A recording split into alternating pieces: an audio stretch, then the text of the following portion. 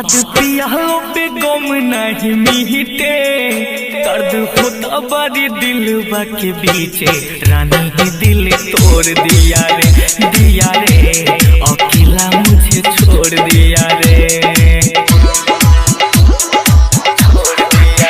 बात पियालो पे गम नहीं मीटे, दर्द होता बड़ी दिलवा के बीचे। रानी ही दिल तोड़ दिया रे अकेला मुझे छोड़ दिया रे रानी ही दिल तोड़ दिया रे अकेला मुझे छोड़ दिया रे। बाद पियालो पे गम नहीं मीटे, दर्द होता बड़ी दिलवा के पीछे। रानी ही दिल तोड़ दिया रे अकेला मुझे छोड़ दिया रे।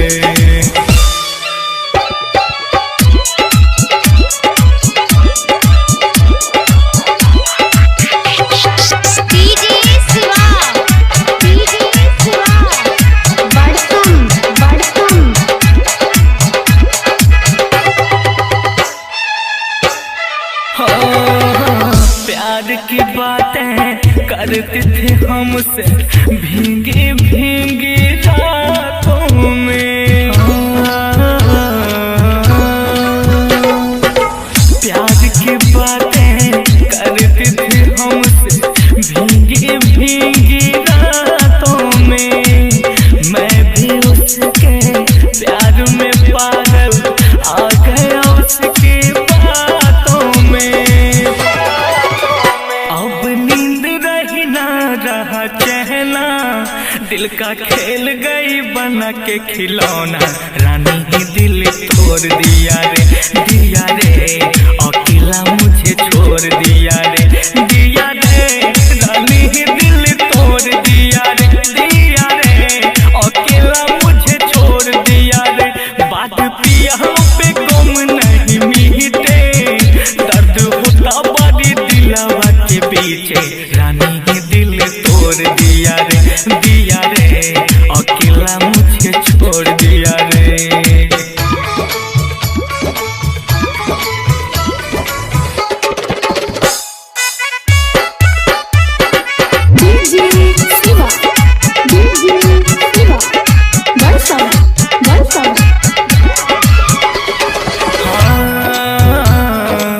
खून के आंसू उसी ने रुलाया जिसको हंसना मैंने सिखाया।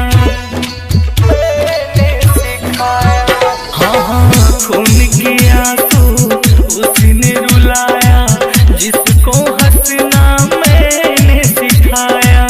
दिल को लगाना इस दुनिया में आज मुझको उसने बताया।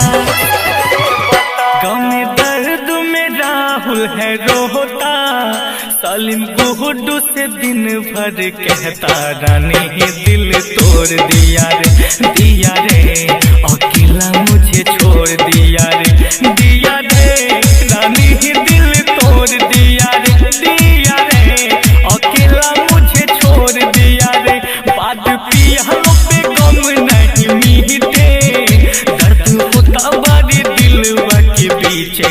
रानी ही दिल तोड़ दिया रे